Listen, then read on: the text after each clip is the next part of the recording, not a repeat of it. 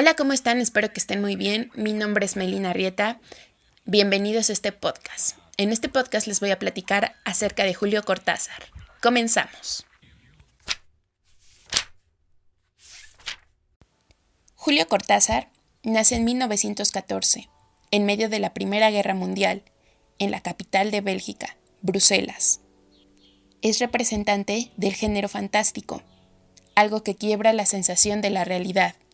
Lo cotidiano pasa a ser extraño. ¿Cómo logra esto? Por medio de pasajes. Une dos mundos, al mismo tiempo y en el mismo espacio. Escribió cuentos, ensayos, novelas y poemas. Tiene ascendencia vasca y francesa. Dijo que, en cuanto mayor fuera la fusión de razas, se eliminarían los nacionalismos y patriotismos absurdos. Se declaró por naturaleza un ser humano solitario, y yo creo que todos hemos pasado por lo mismo. Decimos que no necesitamos a nadie más, que nos sentimos bien estando solos, pero después, su misma naturaleza le causó un sentimiento de culpa. Comparó su situación con el extraño caso del Dr. Jekyll y Mr. Hyde, el libro de Stevenson. Él decía que podía estar con su familia o con sus seres queridos. Y en algún momento Mr. Hyde le decía que tranquilamente podría estar en su casa leyendo o escribiendo. Y comenzaba a creer que era cierto. En verdad lo creía. Y otra parte de él, la personalidad del Dr. Jekyll, lo hacía pensar que en verdad estaba disfrutando de la compañía de sus seres queridos. Dice que sus amigos desde pequeño fueron pocos, que no tenía más de 3 amigos. Tenía a sus compañeros de grupo, y luego a sus compañeros cercanos, con los que sí formó un vínculo especial, un vínculo sentimental. Su primera novela la escribió alrededor de los 8 y 9 años. Él podía pasar horas, días enteros sin salir de casa, simplemente escribiendo y leyendo. Cuando va al médico, el médico le receta y le dice a su madre, le pide a su madre que le quite los libros para que Julio Cortázar salga más. Pero su madre, al ser una mujer sensible, no le retira los libros. Comenzó a escribir con la influencia de Edgar Allan Poe. Y él dijo que muchos de los poemas probablemente no estaban copiados de ese autor, pero sí estaban totalmente inspirados en él. Una vez uno de sus tíos lee sus poemas y le dice a su madre que esos poemas los había copiado Julio Cortázar de alguna parte, de algún poemario. En una noche, antes de dormir, su madre va a su habitación de Julio Cortázar y le exige que le diga la verdad, si esos poemas eran de él o si los había copiado de alguien.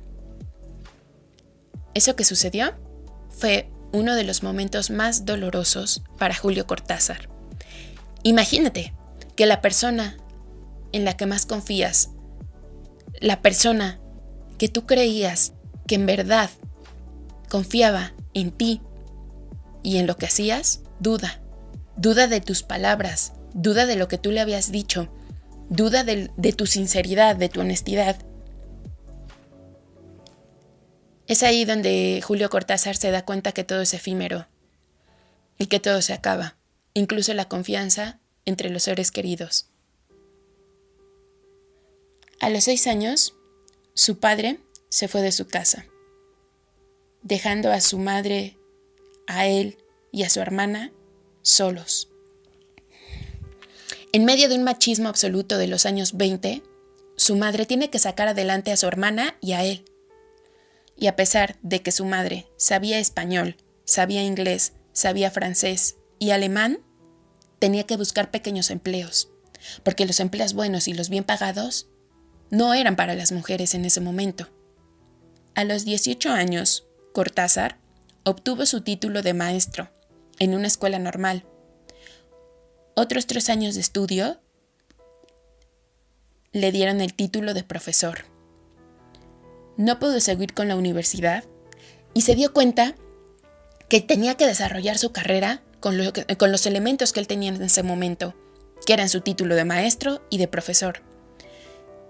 Impartió clases en escuelas de provincias y después en una universidad. Sin título universitario, él pudo impartir clases.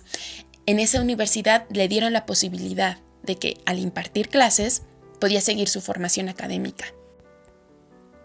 La mayoría de sus libros los escribió en Francia, pero mantuvo el contacto con América Latina por una fuente lingüística, manteniendo el español argentino. El compromiso del escritor es dar a su pueblo lo que está en sus posibilidades, a veces generando dudas, a veces ocasionando problemas o solucionándolos. Es dar lo máximo como escritor. ¿A qué se refiere con generar problemas o solucionarlos?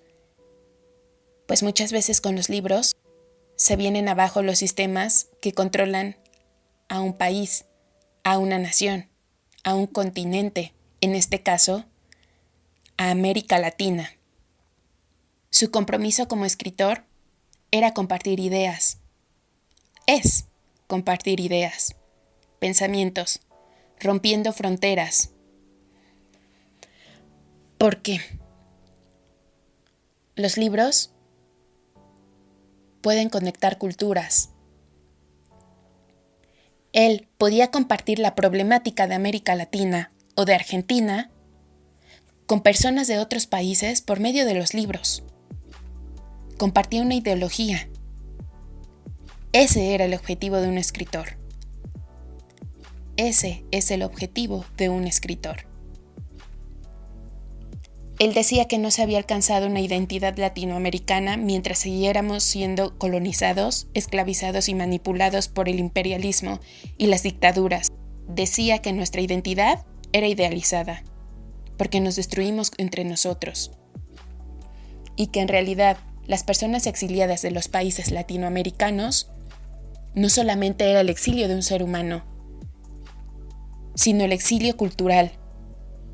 Porque ¿quiénes eran exiliados de Latinoamérica? Eran los científicos, los escritores, los intelectuales, su vida siempre corriendo peligro. ¿Por qué? Porque ellos vivían una vida dinámica en contra de la dictadura. ¿Qué le pasó a Julio Cortázar en más de una ocasión en Argentina? Sus libros no fueron publicados. No permitieron que sus libros fueran publicados en América Latina o en Argentina, porque tenían influencia de la ideología marxista. Julio Cortázar no se consideraba como un escritor profesional. Decía que los libros surgían porque quería escribir, y así se fueron acumulando. Decía que el primer impulso venía desde afuera, por medio de caras, figuras, sensaciones, de los estímulos exteriores al interior. Cuando le surgían las ideas en el momento, sin mantener un horario.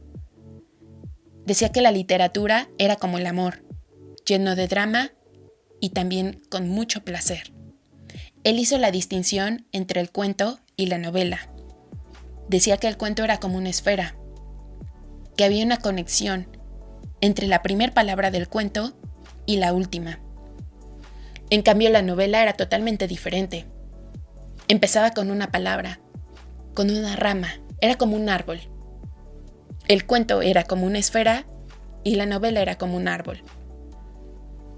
Empezaba con una palabra y de repente esa palabra tenía varias ramas, varias subramas. Entonces, sabías cómo iba a iniciar la novela, pero no tenías ni idea de cómo iba a terminar. Y poco a poco los personajes empezaban a adquirir vida propia, una vida multidireccional. Quiero cerrar este podcast con algo que me parece muy importante. Un hombre que es verdaderamente un escritor no se siente intimidado por otros escritores grandes de Latinoamérica o de cualquier otro lugar. Que eso no era un freno para los demás escritores. Y eso solo era la excusa para justificar una incapacidad. Muchas gracias por escuchar este podcast. Espero que les haya gustado. Si tienen sugerencias o comentarios, son bienvenidos y nos escuchamos en el próximo podcast. Adiós.